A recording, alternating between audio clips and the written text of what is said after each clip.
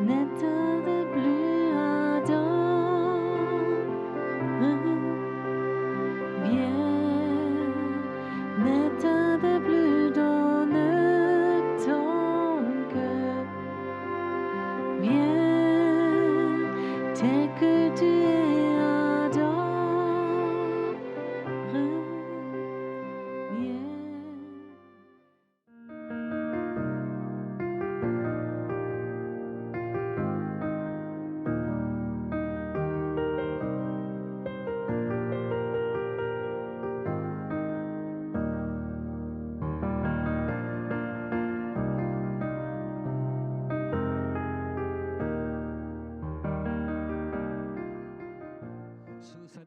Soyez tous les bienvenus, aussi ceux qui se sont rajoutés aujourd'hui. Cet après-midi, je disais à Josué, vous êtes un public si fantastique qu'on pourrait continuer tout de suite 2 semaines encore. C'est juste ça? On ne demande même pas les collaborateurs, la cuisine, on continue simplement. Courtement, que j'oublie pas, demain, on a un culte demain matin. Je vais prêcher à 10h. Il y aura la Sainte Seine, on va la fêter ensemble. Pour certains, la première fois cette année. C'est pas une Sainte Seine traditionnelle, mais une Sainte Seine prophétique. Il n'y a pas de tradition, il n'y a pas rien d'ennuyeux. Avec le Saint-Esprit.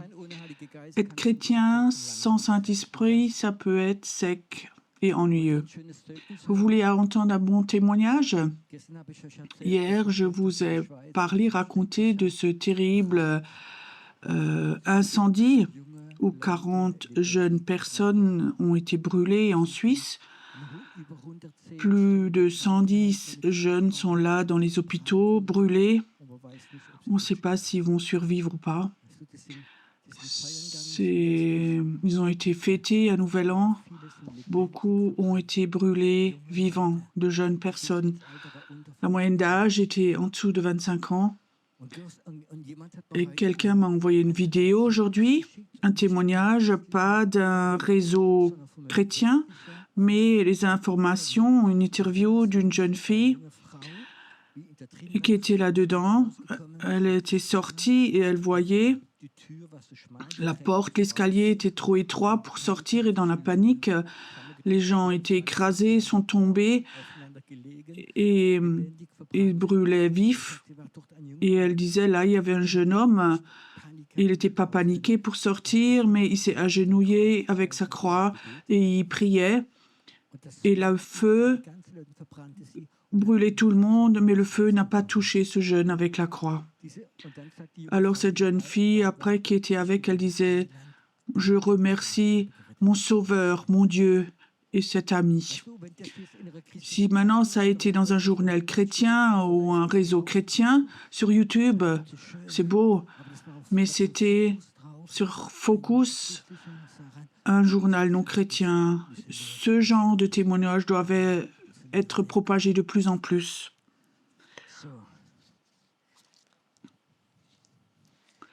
Ce soir, j'aimerais vous parler d'un thème vitamine D. Oui, je suis en train de faire mon examen docteur. Vous avez des doutes? Ça va donc bien, ça, docteur Pierrot? Ok. Vitamine D, je ne vais pas trop en parler, mais la vitamine D vient du soleil, de certaines choses qu'on peut manger, le foie par exemple, d'autres choses. Et la vitamine D, on en a besoin quand il y a peu de soleil. Et c'est bon pour le système nerveux, pour les yeux, pour les os, pour le système immunitaire. On est moins malade quand on a de la vitamine D et beaucoup de choses. Mais je passe ce soir parler de médecine, mais d'une vitamine D chrétienne. Cette vitamine est très très importante. C'est l'humilité.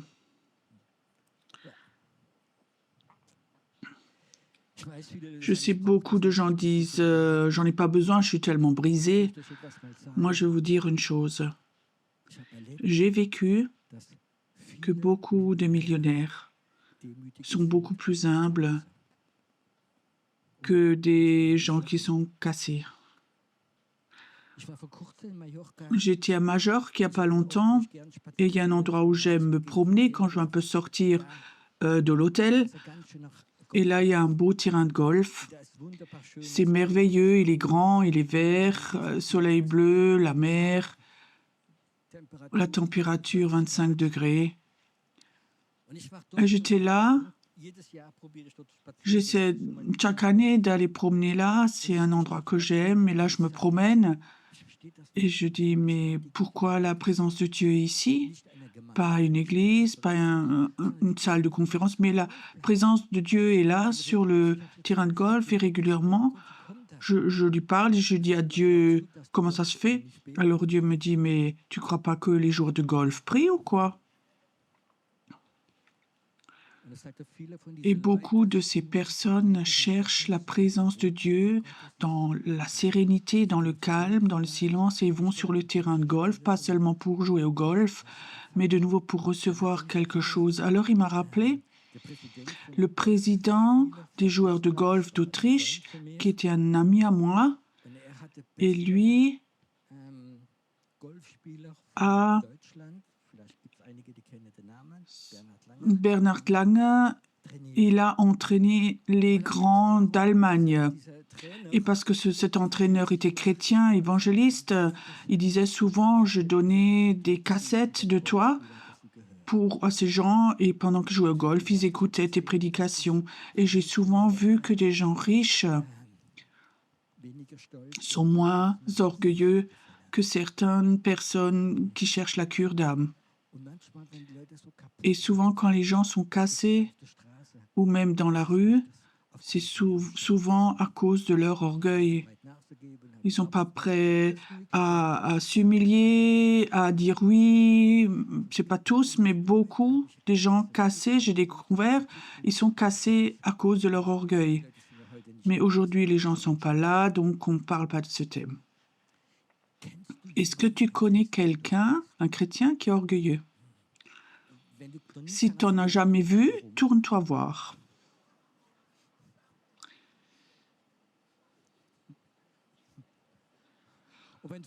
Et si devant toi, quelqu'un se retourne,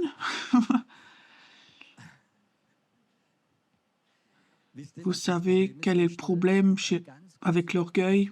Le danger de l'orgueil. L'orgueil rend aveugle. Tu sais, quand tu es orgueilleux, tu es aveugle pour ton problème, mais tu vois bien pour les problèmes des autres. Je peux te dire, quand quelqu'un est orgueilleux, tu vois sans problème le problème des autres, mais tu ne penses pas à toi. Et avant que tu accuses quelqu'un d'autre, et pense peut-être, est-ce qu'il n'y aurait pas quelque chose en toi qui serait le problème? Je ne veux pas vous donner beaucoup de versets bibliques, vous les connaissez sans doute tous, mais Dieu résiste à l'orgueilleux. Il résiste. Vous savez ce que j'ai découvert avec mes années de cure d'âme? Beaucoup de personnes viennent, ils ont besoin de cure d'âme parce que dans leur vie, c'est chaotique.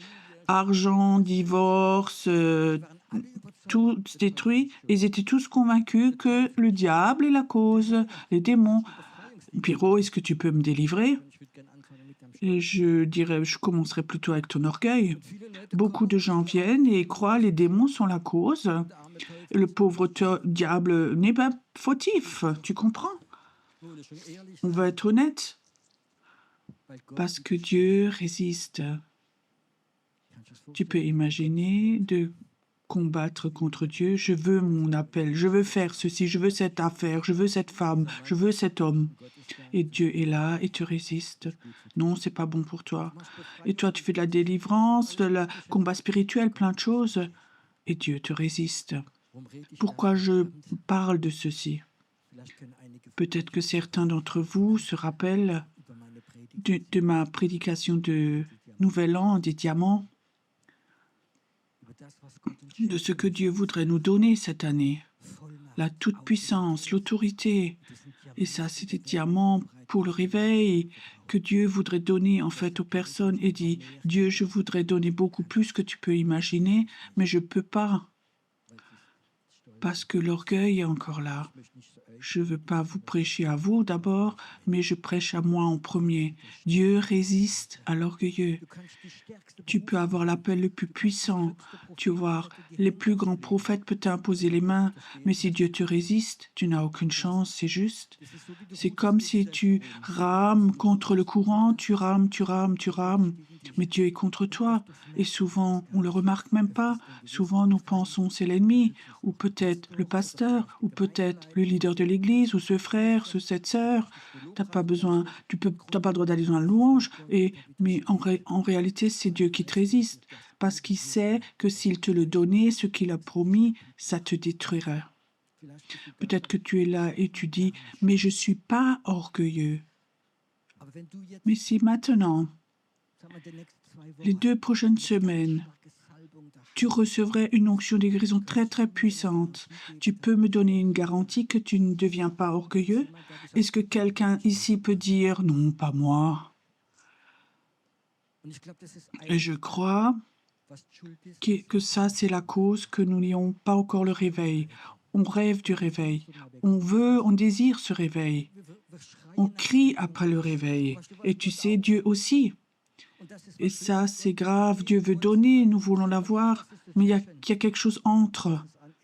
Et ça, c'est rien d'autre. Dieu dit, je ne peux pas te donner maintenant parce que tu n'es pas prêt à porter la croix.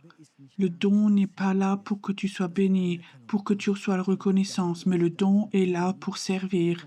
Tu peux même avoir des dons. Peut-être tu seras blessé, accusé. Est-ce que ton cœur est prêt de porter cela? Ça, c'est la question que Dieu nous pose ce soir et à tous ceux qui regardent. Est-ce que cela se pourrait que toi, l'année passée ou les 2 années passées, tu as eu des échecs? Tu as tellement cru, tu as tellement prié que tu reçois ce travail, que tu réussis l'examen, que ton mariage va mieux, que tes enfants ne soient pas malades. Tu croyais tout. Tu étais sûr, certain, tu as prié, proclamé. Et tu as un échec après l'autre. Et c'est pas le diable. Tellement de puissance il n'a pas, mais c'est Dieu qui te résiste. Je sens maintenant l'enthousiasme ce soir. J'ai l'impression, comme Dieu dit, nous avons tous besoin de vitamine D. C'est juste cette vitamine D qui te touche et que tu sais, j'ai cette vitamine D même s'il y a des jours où le soleil ne brille pas, qu'il y a des contrevents, qu'il y a une opposition, je reste debout quand même, je ne change pas mes sentiments. Ça, c'est ces vitamines D. Un cœur humble, c'est une définition, c'est un cœur compatissant. Je ne sais pas si vous connaissez ça. Tu sers, tu as du succès, tu as de la toute-puissance. Waouh! Et quelque part, tu remarques, ta compassion, tu la perds. Vous avez jamais eu ça? Tout d'un coup, les gens t'énervent. Quand tu étais nouveau converti, chaque clochard dans la rue, tu l'aurais embrassé. Tu avais de l'amour pour tout le monde. Et tout d'un coup, tu as fait tellement de séminaires, tu as tellement de savoir, tu as fait tellement d'écoles bibliques, tu as lu tellement de livres. Waouh! Et tu as perdu la compassion pour les personnes. Soyez honnêtes. Tu sais, quand tu es humble, tu as de la compassion.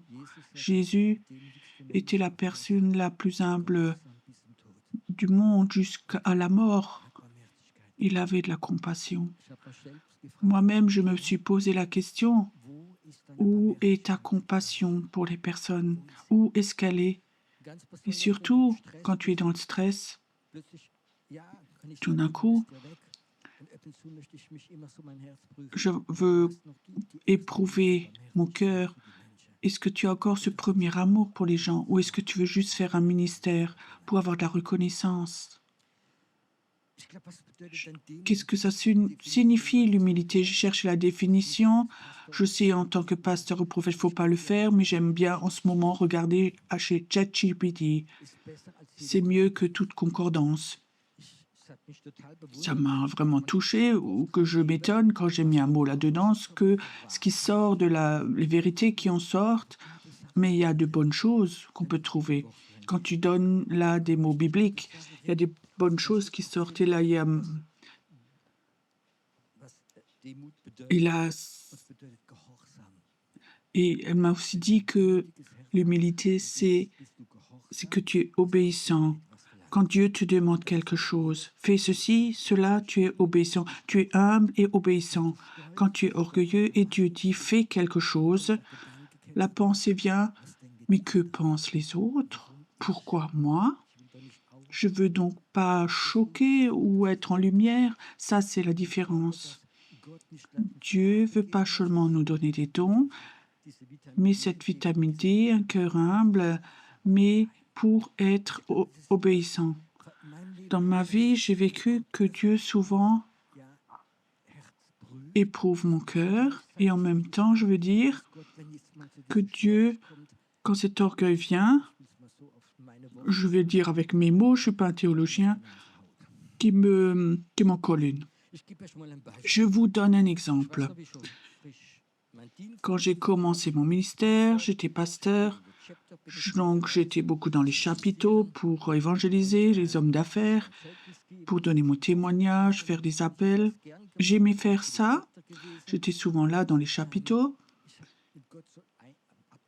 Donc j'avais un deal avec Dieu et avant que je prêche, que je donne mon témoignage, j'aimerais avoir 1 ou 2 paroles de connaissance, les dire, parce que quand tu viens et que tu prêches, les gens sont fermés, mais quand tu viens, tu fais des miracles, touches les personnes, tu as les paroles de connaissance, les gens sont plus attentifs. Jésus l'a fait aussi, tu comprends? Avant qu'il a prêché, il a multiplié du pain et fait d'autres choses. Alors j'ai demandé ça à Dieu et Dieu me l'a donné. Alors j'étais avec mon épouse dans le nord de l'Allemagne et le chef du chapiteau a commencé et il m'a donné le micro et Dieu m'a donné des paroles de connaissance. Une parole était, il y a une femme, tu as des douleurs de bas-ventre, une femme est venue devant et les gens regardaient. Les gens n'écoutaient pas, mais regardaient. Une femme vient devant. Je me rappelle, elle avait peut-être 40 ou peut-être plus.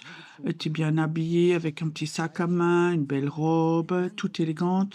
Et elle dit, c'est moi, ça fait des semaines que j'ai mal au bas-ventre.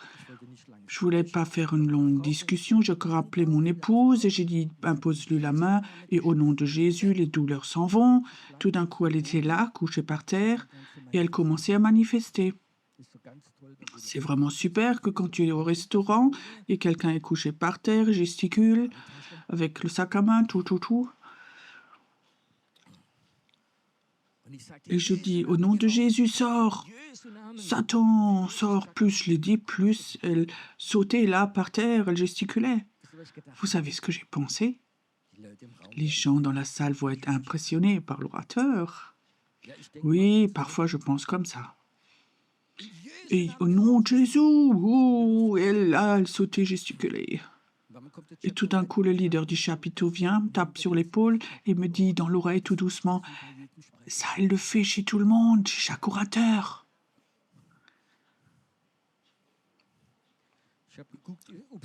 Je regardais si quelque part il y avait trop de souris où je peux me cacher. Il avait dit tout bas. Il y a des situations comme ça fait mal, hein. Mais en raison, au fond, j'en avais besoin de ça. Comme ça, dans ma vie, j'ai vécu beaucoup de situations où à chaque fois que tu penses, tu grandis et Dieu te rabaisse de nouveau. Celui qui aime le Père, il le corrige. On veut tous être bénis, c'est juste. Imagine, je fais un appel. Qui veut être ce soir, être éduqué? Oh là là. Corrigé. On commence dans la première rangée, là. Mais tu sais que si Dieu ne te corrige pas, si Dieu autorise ton orgueil, ça signifie qu'il ne t'aime pas. Une question, est-ce qu'on a besoin de correction, même si ça fait mal? Dans ma vie, j'ai souvent vécu que Dieu veut me tester. Pierrot, est-ce que tu es encore obéissant? Ou est-ce que ton horreur, ton orgueil est beaucoup plus important que l'obéissance? Nous avions une conférence de jeunes, 200, 300 jeunes de France, Belgique, Suisse. On avait prévu l'après-midi d'aller en ville avec les jeunes. On passe toute la zone piétonne derrière une grande place. Et là-bas, on fait de l'évangélisation, de la louange. C'était une bonne idée. J'ai remarqué que la majorité des jeunes n'avaient pas de voiture, on devait prendre un bus. Alors j'avais une bonne idée, il y avait un frère qui était là, qui avait amené une cuisine, il avait un petit camion, j'ai pris le camion et j'ai mis 45 jeunes dans le camion.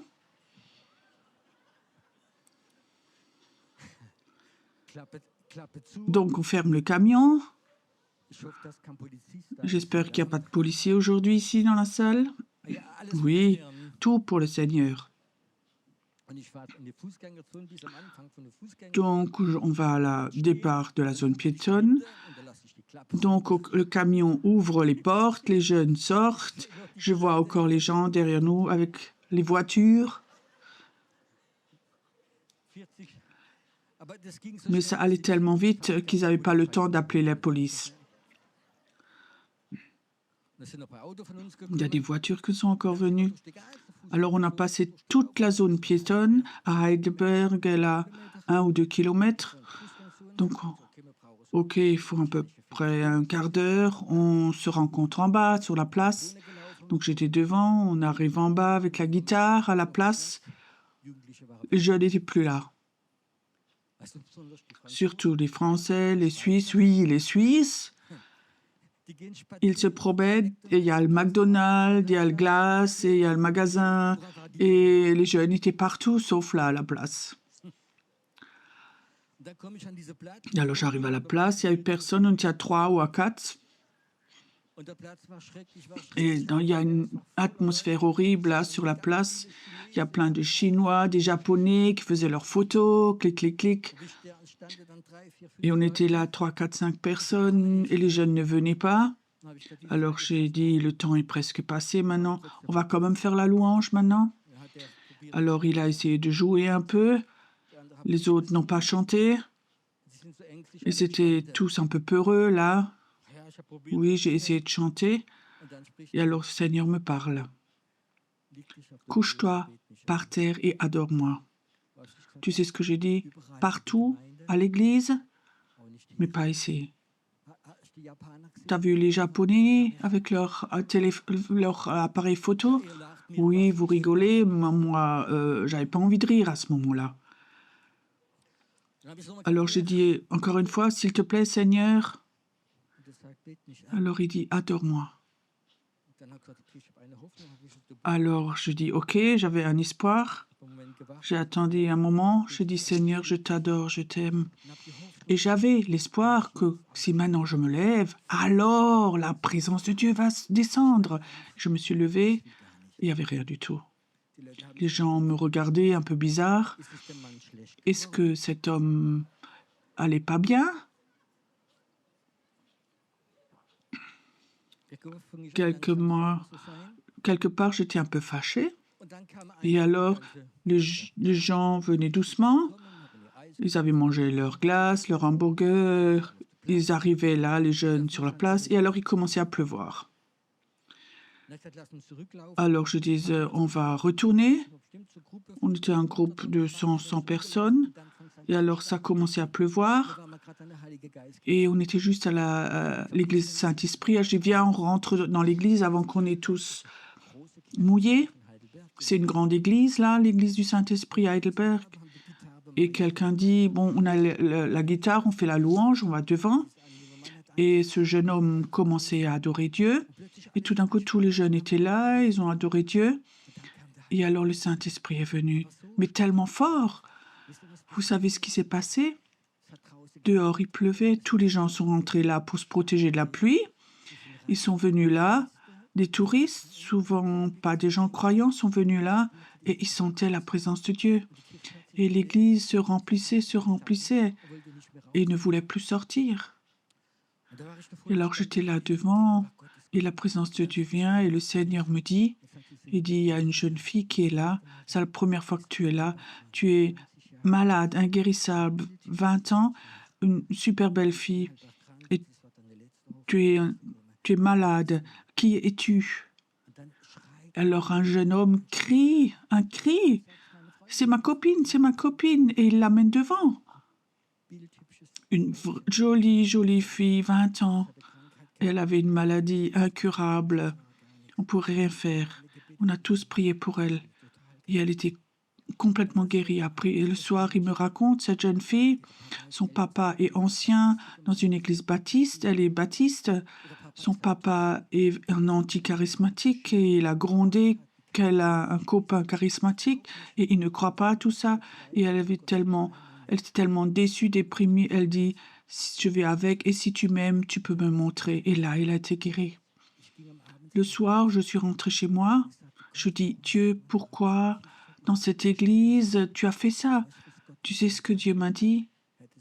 Si tu ne t'étais pas couché par terre l'après-midi, j'aurais pas pu le faire. Si tu ne te couches pas, si tu ne t'étais pas couché humilié dans l'obéissance, j'aurais pas pu faire ce miracle. Et j'ai vécu souvent dans ma vie que Dieu a fait des miracles dans les moments où j'étais obéissant et où je m'étais humilié. Ce n'est pas facile de s'humilier. Personne ne le fait volontairement. Encore une histoire. Le soir, j'étais invité dans le chapiteau à Pforzheim pour prêcher. Je devais donner mon témoignage, tout ce que Jésus avait fait de merveilleux pour moi. J'étais dans ma voiture, j'étais sur l'autoroute. À peine je sortais de Heidelberg, le Seigneur me parle. Ce soir, tu donnes pas ton témoignage.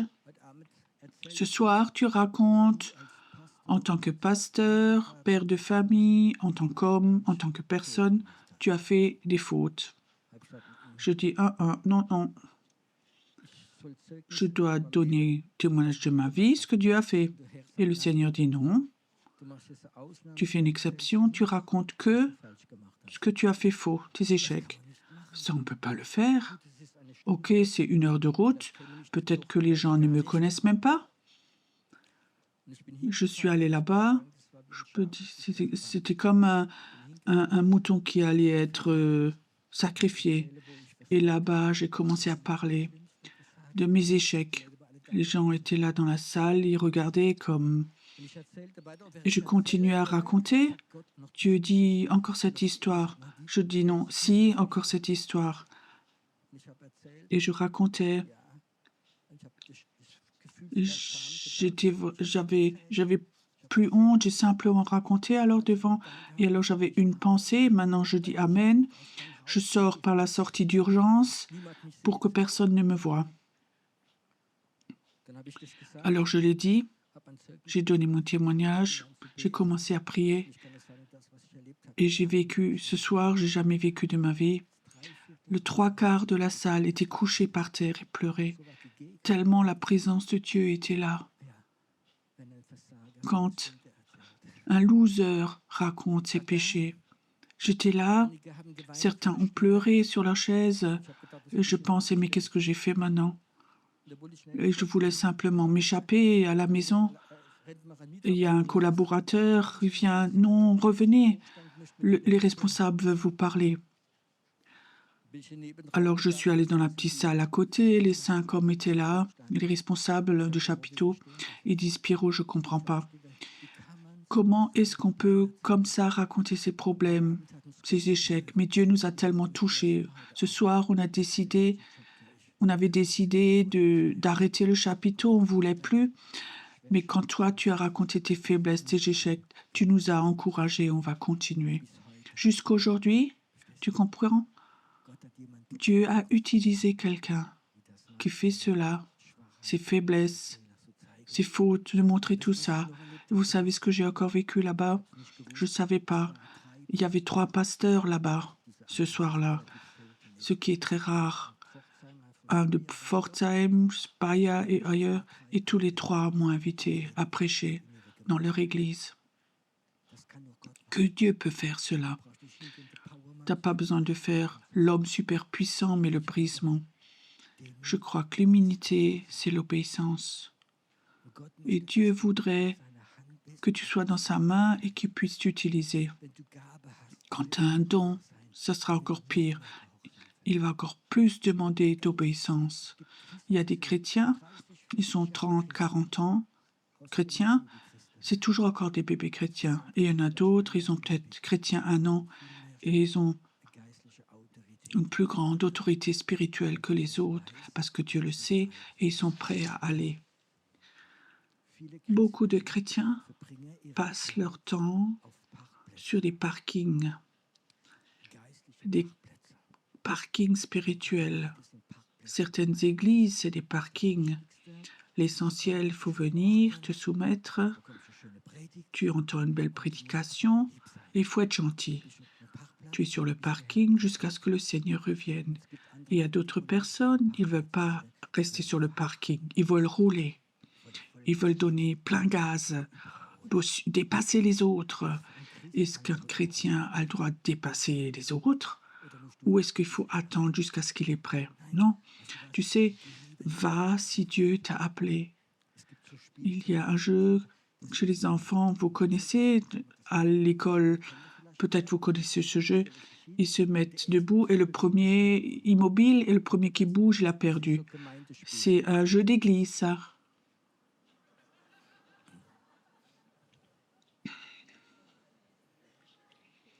Oh là là, si vous racontez ça à votre pasteur.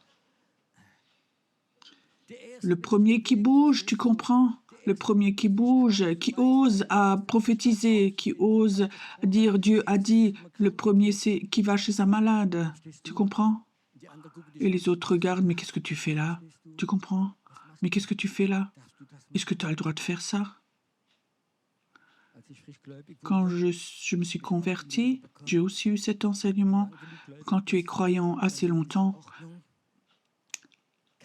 peut-être tu peux faire de la délivrance, mais c'est très dangereux. Mais je savais, ma vie ne sera jamais en ordre. Mais Dieu m'a appelé à faire de la délivrance. J'étais nouveau converti. Tu comprends? Parce que j'étais obéissant. Pas à ce jeu du parking, mais j'étais obéissant. L'obéissance est un signe d'humilité. Et certains disent, des religieux, ils disent, tu es orgueilleux, tu t'as bougé le premier, mais c'est faux. Ce soir, j'aimerais encore raconter une histoire. Ça a à voir quand tu n'obéis pas et tu as un appel fort et Dieu veut te donner des diamants très puissants. Alors parfois, il peut le faire d'une façon plus dure. Vous savez, ce que j'ai remarqué, beaucoup de gens viennent à la foi quand ils ont vécu des choses graves dans leur vie, des crèches, un divorce, problème avec les enfants, faillite, perdu la maison, un divorce, plein de choses. Et Dieu doit les taper, les frapper pour qu'ils soient humbles. Certains d'entre vous ont vécu des choses. Tu es venu au Seigneur quand tu as vécu un crash dans ta vie. Ce crash, Dieu l'a autorisé. C'est pas le plan le meilleur, mais Dieu a autorisé par une façon dure pour que tu changes, pour que tu t'humilies devant moi. Je vous raconte comme ça ces histoires qu'un berger m'avait racontées. Il y avait un berger, il avait 100 ou 200 moutons, 2 chiens, et il voyageait avec eux. Et alors il avait une petite brebis, toute mignonne, mais cette petite brebis ne se soumettait pas, courait dans tous les sens, et il la cherchait. 2 semaines, il cherchait cette petite brebis, il laissait les autres avec ses chiens, mais elle continuait toujours. Et parfois, c'était tellement dangereux, il y avait comme ça des endroits dangereux. Et le berger savait, cette brebis va pas survivre longtemps, soit va être bouffée par une bête ou un accident. C'était comme ça de son caractère. Alors, il a fait quelque chose, je sais que c'est terrible pour beaucoup de gens. Il a pris le petite brebis et lui a cassé les 2 petites pattes, crac-crac. Il lui a brisé 2 pattes. la brebis a hurlé de douleur. Et après, elle a rebandé les deux petites pattes. La petite brebis ne pouvait plus marcher. Alors, 4, 5, 6 semaines, le berger a porté la brebis sur les épaules. Et après 6, 7 semaines, il l'a redescendue. La brebis pouvait de nouveau marcher. La brebis n'est plus partie. L'amour, la petite brebis a compris l'amour du berger alors. Je crois que beaucoup de chrétiens sont dans cette situation, que Dieu parfois autorise quelque chose dans ta vie, pas briser tes pattes, mais tu glisses dans une situation, ton entreprise ne marche plus, tes enfants sont rebelles, ton mariage ne va pas, les amis sont alcooliques, il y a plein de choses autour de toi. C'est pas le diable, Dieu l'a autorisé. Tu sais pourquoi? Il veut te guérir et il veut te porter. Tu peux imaginer que Jésus autorise que tu vis un crash dans ta vie et il te prend, il te bande, il te guérit et il te porte pendant des semaines. Sans lui, tu serais perdu, il te porte.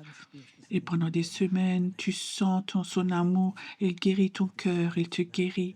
Et après, tu es tout prêt et tu seras obéissant. Maintenant, je ne demande pas, est-ce que tu veux que Dieu te brise tes pattes? Non. Mais si tu es dans une situation comme ça, où tout s'est cassé dans ta vie, ton entreprise, ta santé, ton mariage, peu importe, tout s'est brisé dans ta vie, tout est cassé. Et Dieu dit, je te fais une proposition, je veux te guérir de cette douleur. Ton partenaire est parti, je veux te guérir. Et pendant un certain temps, je veux te porter, que tu sentes mon amour. Est-ce que tu autoriserais cela? Est-ce que tu dirais, je vais arrêter de partir en courant, de partir de Dieu, d'aller dans mes chemins. Je veux plus aller dans mes voies.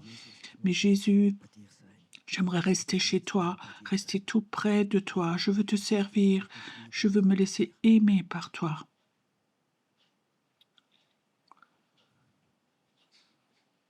J'aimerais un moment que tu te poses cette question toi-même, toi qui es complètement au bout du rouleau.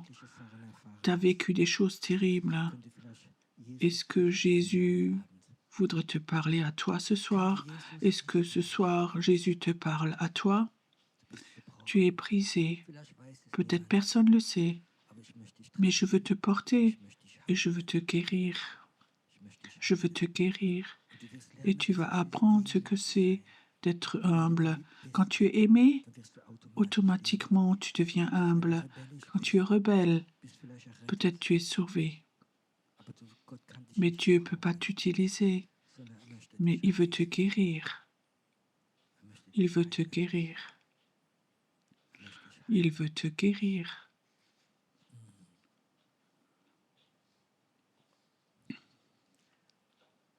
Ce soir, si tu es là, et tu es comme ça, une petite brebis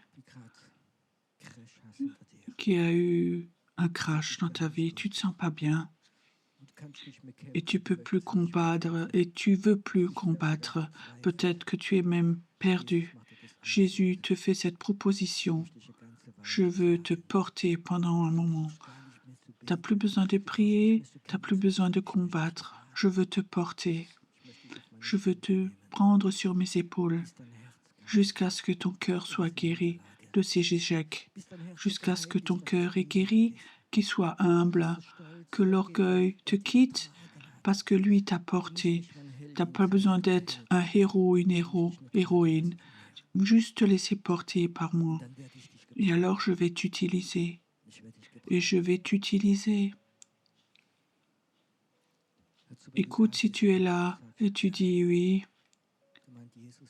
Jésus me parle à moi, cette parole est pour moi, alors viens devant, je veux prier pour toi. Je veux prier pour toi. Que ces blessures, ces douleurs,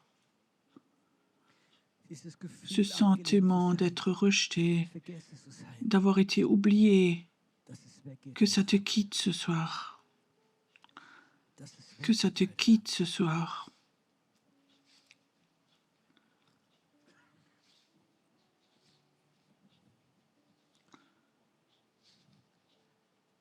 Beaucoup d'entre vous qui ont vécu, quand Dieu te résiste, il résiste à l'orgueilleux et il donne la grâce, il offre la grâce à celui qui s'humilie, à celui qui se laisse porter, à celui qui ne fait plus rien, à celui qui ne combat plus, à celui qui dit « Jésus, j'en peux plus ».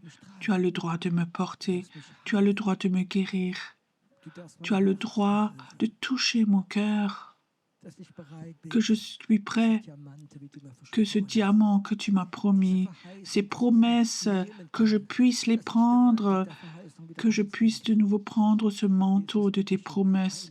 S'il te plaît, Jésus, guéris mon cœur, délivre mon cœur. Beaucoup d'entre vous qui sont là devant, vous avez senti l'esprit de mort. Tu as senti comme cette mort est là. De préférence, tu serais mort et les pensées de mort ne te quittaient plus.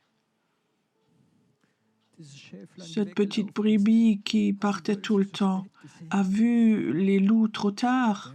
Et le Seigneur dit, même cette mort doit te quitter ce soir. Cette mort doit te quitter. Elle est brisée. Il est brisé.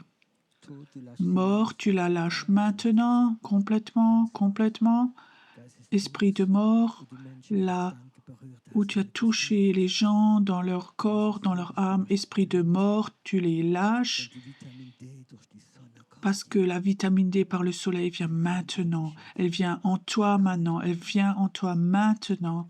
Ça vient maintenant. Je vois comme ce soir, il y a une nuée de gloire. Là-dedans, il y a la vitamine D, de l'humilité, très fort. C'est très fort maintenant. C'est fort maintenant. Il n'y a pas de condamnation pour ceux qui sont en Jésus. Il n'y a pas de condamnation pour ceux qui sont en Jésus. Merci que le temps du désert va s'arrêter et il va se laisser porter. Merci que tu guéris son cœur. C'est pas le temps de mourir. C'est une deuxième vie qui vient maintenant. Une deuxième vie maintenant qui s'ouvre à lui. Ça vient maintenant. Tu vas voir ce que c'est d'être porté. Un court instant et après tu vas de nouveau aller. Tu vas aller de nouveau. Merci Seigneur ce soir que maintenant tu touches des personnes, des gens qui voulaient partir en courant, des personnes qui ne voulaient plus vivre. Merci Seigneur que tu touches leur cœur, que tu guérisses leur cœur, que toute forme de mort les quitte. Inspire voir profondément. C'est comme si quelque chose venait en eux.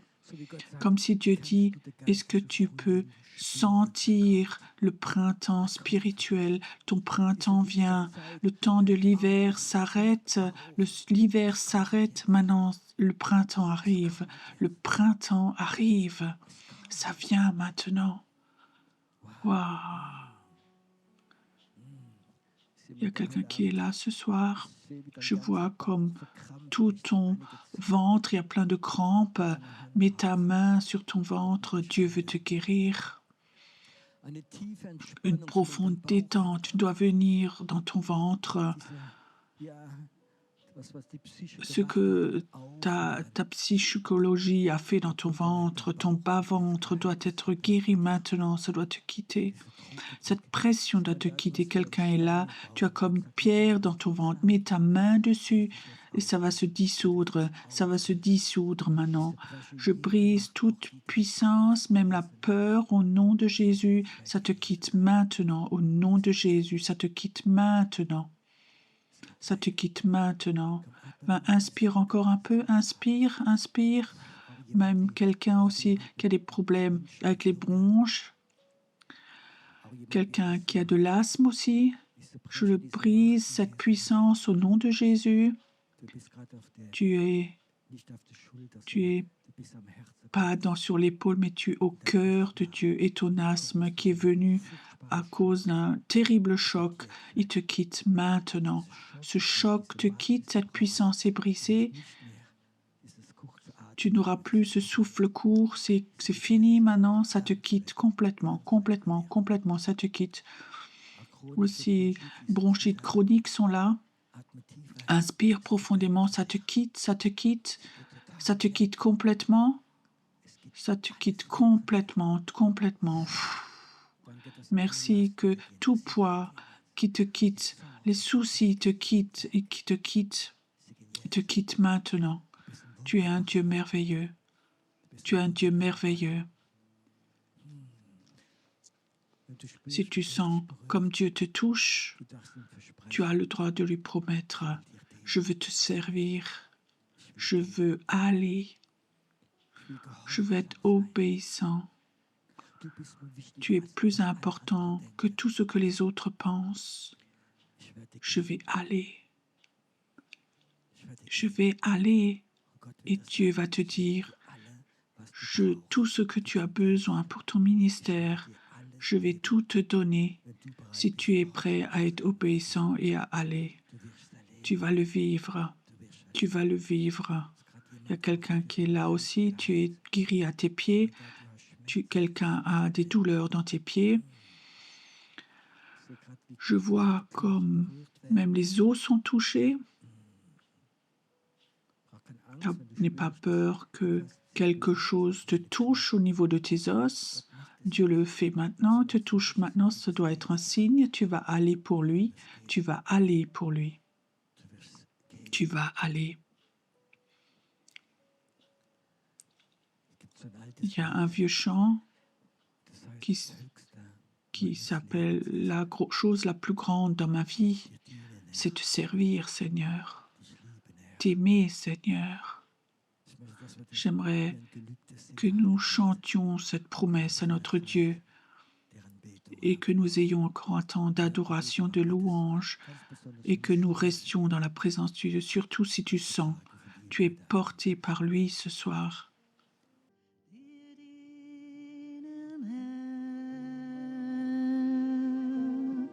Das Höchste meines Lebens ist dir dienen, Herr. Dir dienen mehr und mehr. Dir dienen mehr und mehr. Das Höchste meines Lebens.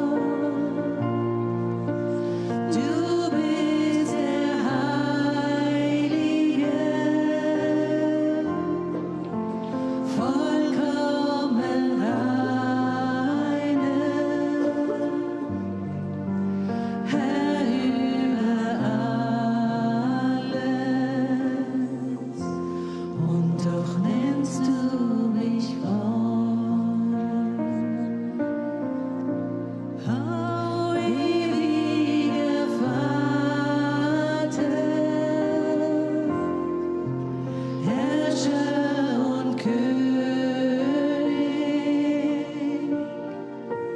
Herrscher der ganzen Welt, allmächtiger Gott, du bist der Heilige, vollkommen reine, Herr über alles, und doch nennst du mich Freund. Du bist der Heilige, vollkommen reine, Herr über alles, und doch nennst du mich Freund. Nur du bist der Heilige, vollkommen reine, Herr über alles, und doch nennst du mich Freund. Und doch nennst du mich Freund. Sei mein Herr, mächtiger Gott, sei mein Herr, sei mein Herr, mächtiger Gott, sei mein Herr. Ergreife du mein Herz, lass dein Reich entstehen, bau dort deinen Thron, dein Wille soll geschehen. Sei mein Herr, mächtiger Gott, sei mein Herr, sei mein Herr, mächtiger Gott, sei mein Herr. Ergreife du mein Herz, lass dein Reich entstehen, bau dort deinen Thron, dein Wille soll geschehen. Ergreife du mein Herz, lass dein Reich entstehen, bau dort deinen Thron, dein Wille soll geschehen. Bau dort deinen Thron, dein Wille soll geschehen. Bau dort deinen Thron, dein Wille soll geschehen. Dein Wille soll geschehen, o Herr, dein Wille soll geschehen. Sei mein Herr, mächtiger Gott, sei mein Herr, sei mein Herr, mächtiger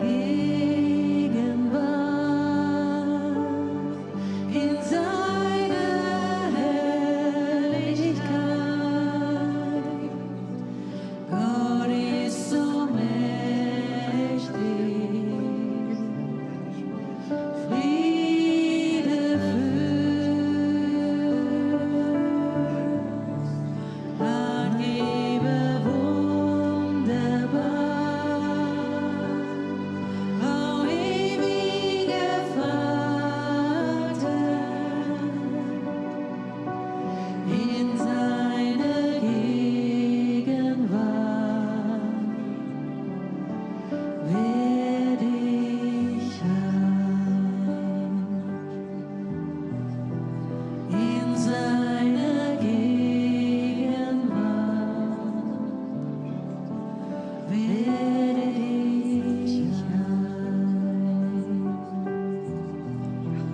in seiner Gegenwart, werde ich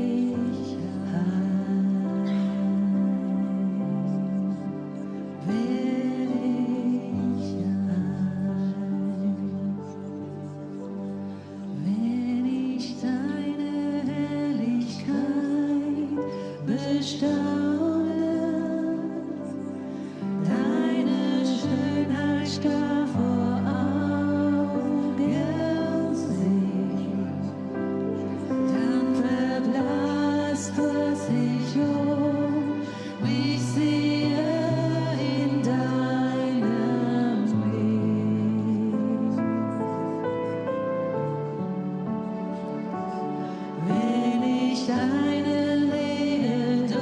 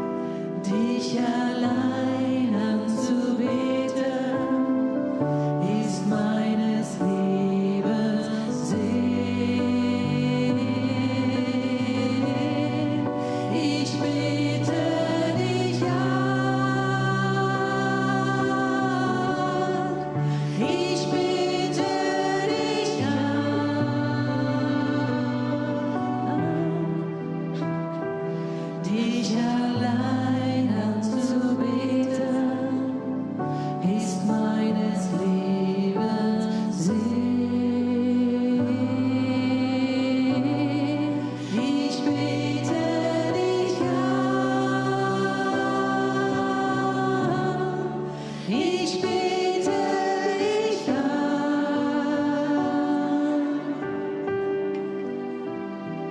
dich allein anzubeten, ist meines Lebens Sinn. Oh, ich bete dich an, ich bete dich an,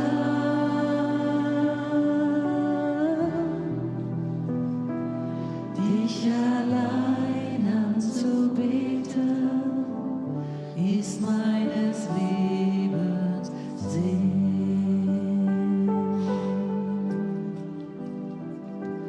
Dich allein anzubeten, ist meines Lebens Sinn. Dich allein anzubeten, ist meines Lebens Sinn.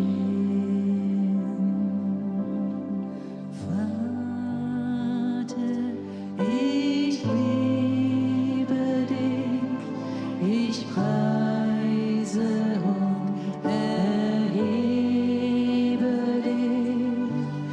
Herrlich sei dein Name in der Welt. Herrlich sei dein Name, herrlich sei